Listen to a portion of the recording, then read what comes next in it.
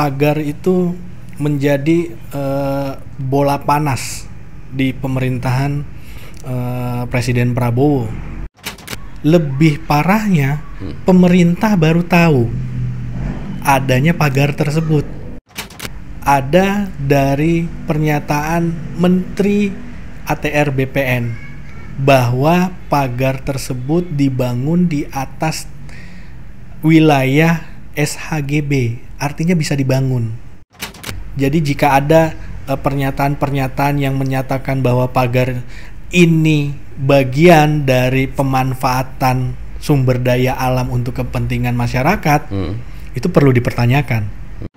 Pemerintah harusnya mengakui sajalah bahwa terjadi miskomunikasi, gitu, dan akan dilakukan evaluasi, gitu. Mungkin lebih tepatnya menterinya yang harus dievaluasi.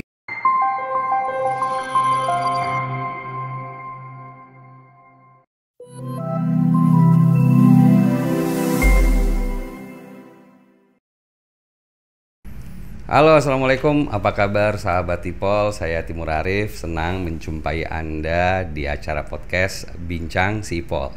Bicara, berbagi info dan cerita yang sip dan pol hanya di ipol.id. Nah, sahabat Ipol, podcast kita di awal tahun 2025 ini cukup banyak isu-isu yang perlu kita tampilkan. Karena di awal tahun ini muncul nih yang namanya pagar laut misterius.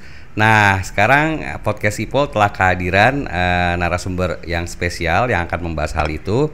Beliau merupakan Sekjen Komite Nasional Masyarakat Madani KNMM, Bapak Andi Yasin. Assalamualaikum, apa kabar Pak Andi? Waalaikumsalam warahmatullahi. Sehat ya? Alhamdulillah.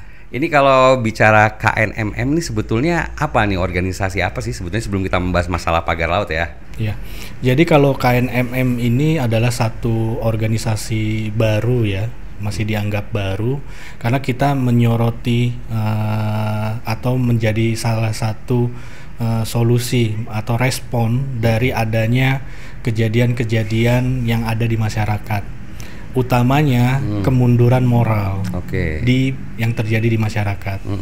Nah, ini yang menjadi perhatian khusus daripada dibentuknya KNMM.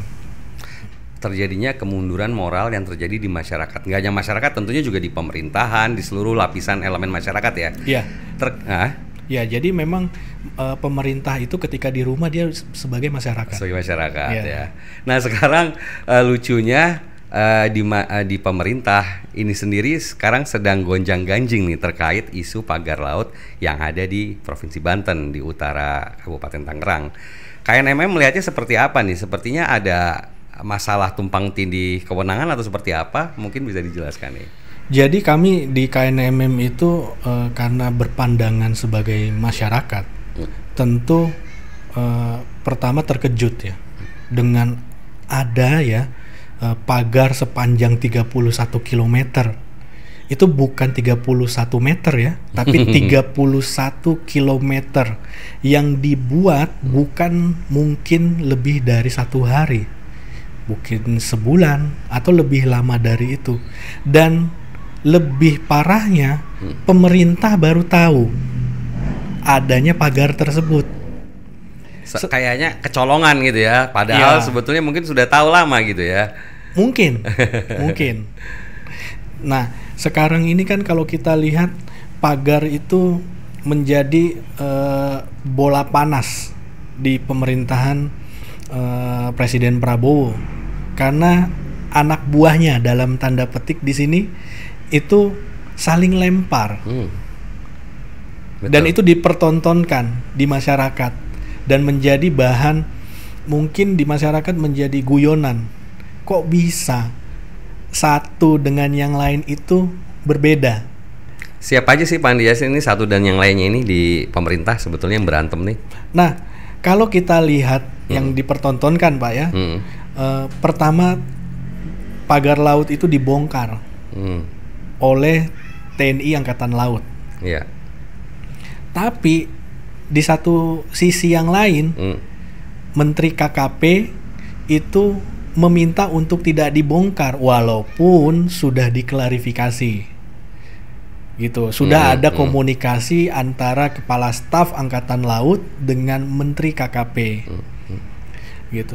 Dan yang terakhir lebih mengherankan, ada dari pernyataan Menteri ATR BPN bahwa pagar tersebut dibangun di atas wilayah SHGB, artinya bisa dibangun. Oke, luar biasa nih ya. Jadi wilayahnya belum ada, di atas laut itu kan sebetulnya HGB agak absurd juga ya, Pak Andi ya. Ya, memang pertama kita harus menyoroti sesuai dengan Undang-Undang Dasar pasal 33, di mana bahwa disebutkan sumber daya alam itu merupakan satu dan dari yang harus dimanfaatkan sebebas-bebasnya untuk kepentingan masyarakat. Nah, ketika ini diberikan tameng atau pagar, bisa diartikan menjadi privatisasi oleh segelintir orang dan bukan untuk masyarakat secara luas.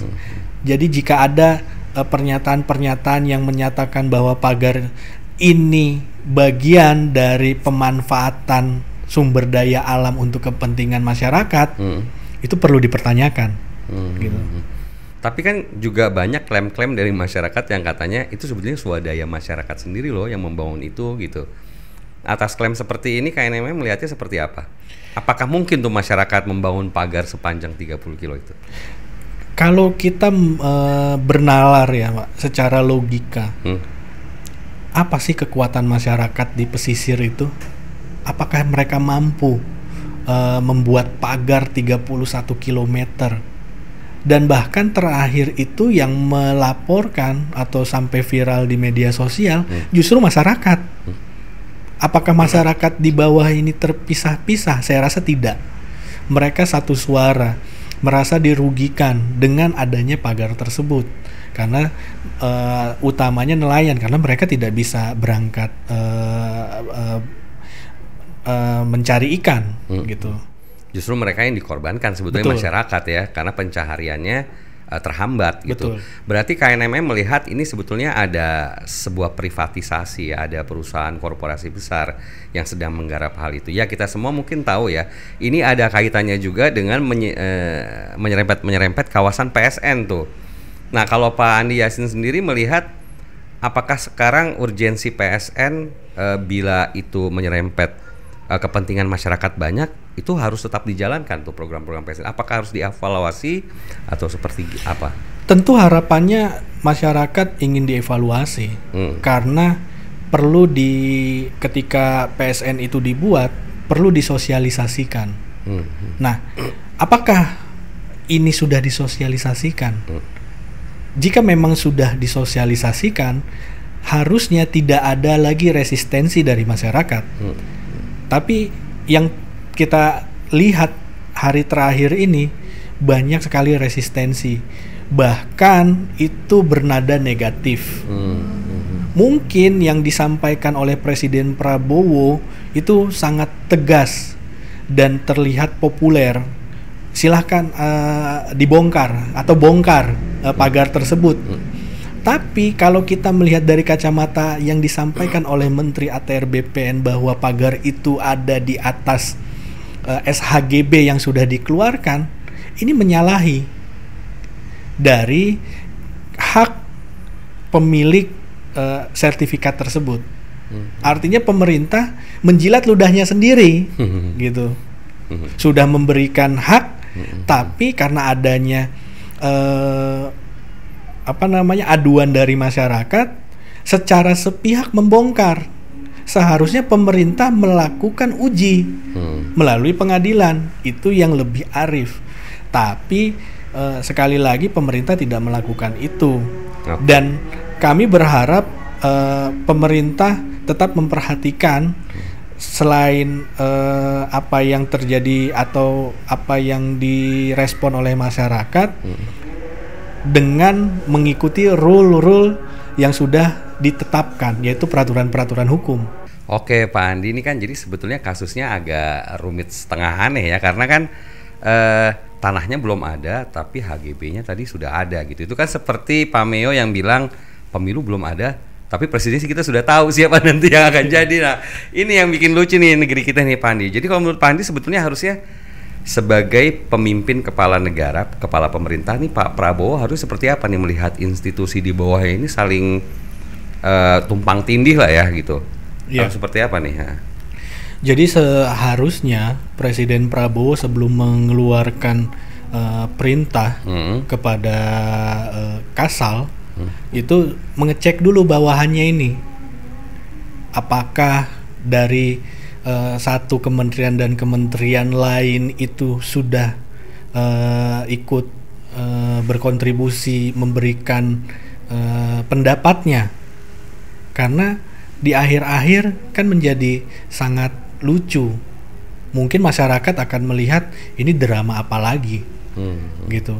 Di awal pagar itu menjadi misterius, siapa yang punya, tidak ada yang mengaku, sehingga presiden menyatakan untuk dibongkar dan memerintahkan Kasal. Kemudian dilanjutkan dengan keberatan dari Menteri KKP.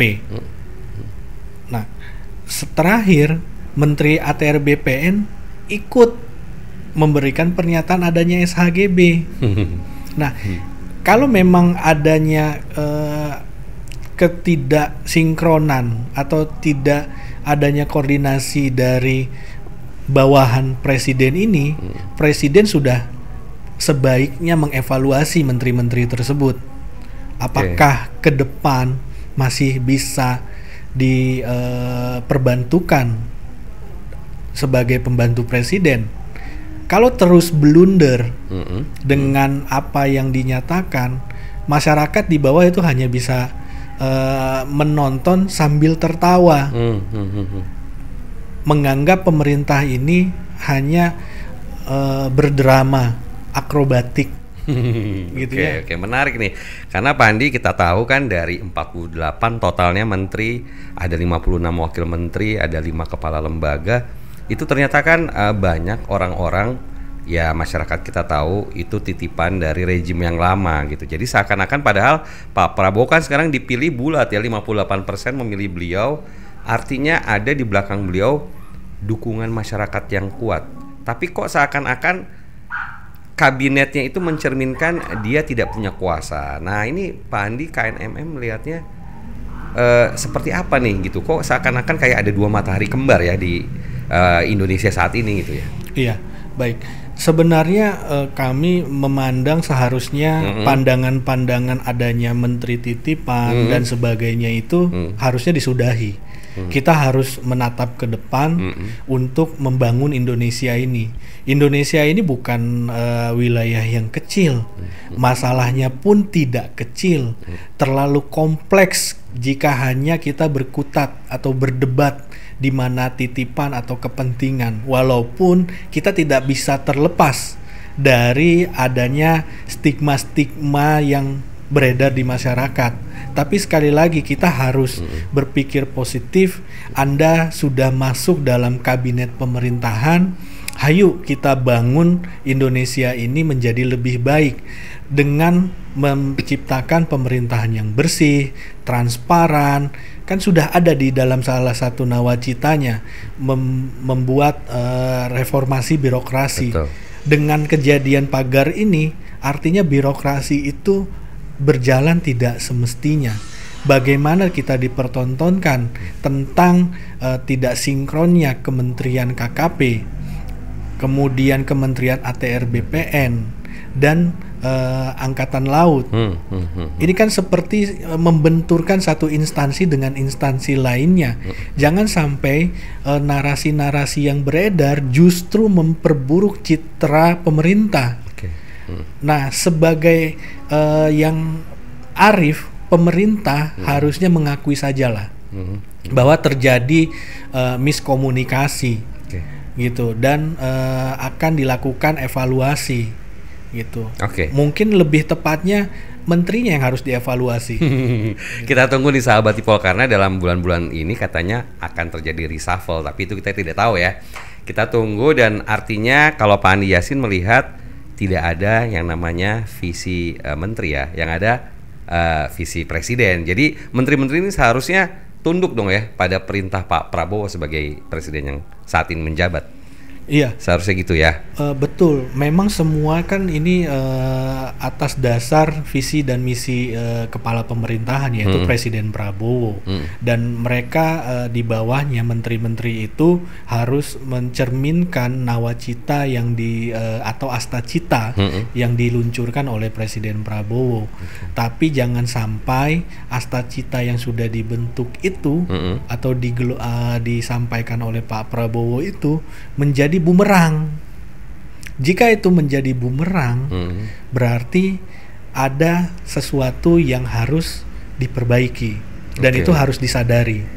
Gitu. Jangan sampai terlambat menyadari sehingga masyarakat khawatirnya timbul rasa tidak percaya. Gitu. Menjadi bumerang itu kata-katanya menarik karena pemerintahan sekarang itu mungkin juga pemerintahan sebelum ini banyak yang pejabatnya juga sebagai pengusaha. Nah, terkait pagar laut ini kan sebetulnya sebuah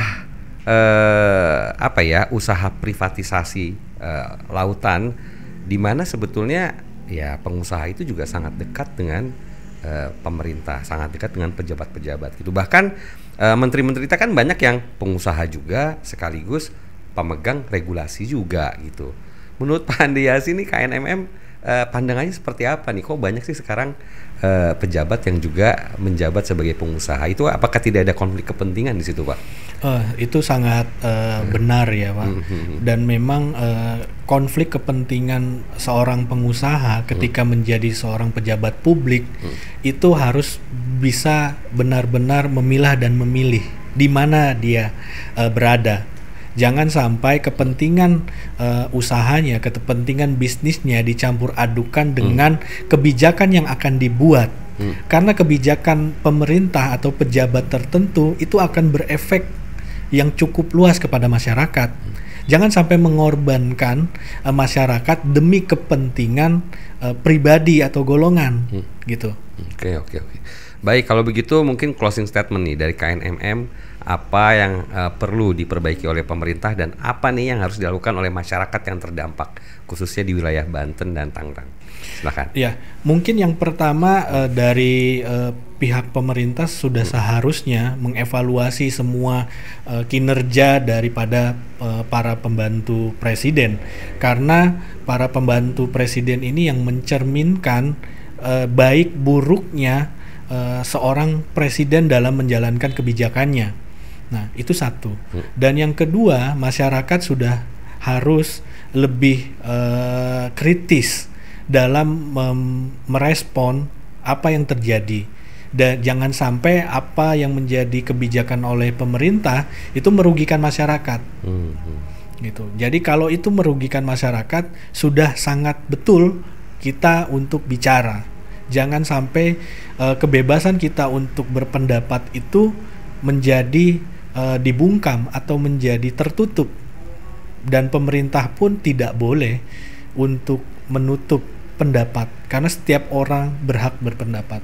Terima kasih Pak Andi Yasin, semoga masyarakat tetap harus terus bersuara ya, dan tentunya daya kritis masyarakat juga harus ditanggapi dengan kepala dingin oleh pemerintah dan segera evaluasi nih kebijakan terkait pagar laut misterius ini ya. Pak Andi Yasin, terima kasih atas pandangannya sudah bisa hadir di podcast kita. Sama-sama. Kapan-kapan KNMM kita undang lagi ya untuk ngobrol acara lain ya.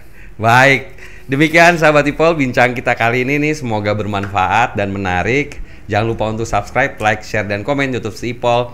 Dan akhirnya saya Timur Arif dan Bapak Andi Yasin, Sekjen dari KNMM pamit undur diri. Salam sehat selalu dan wassalam.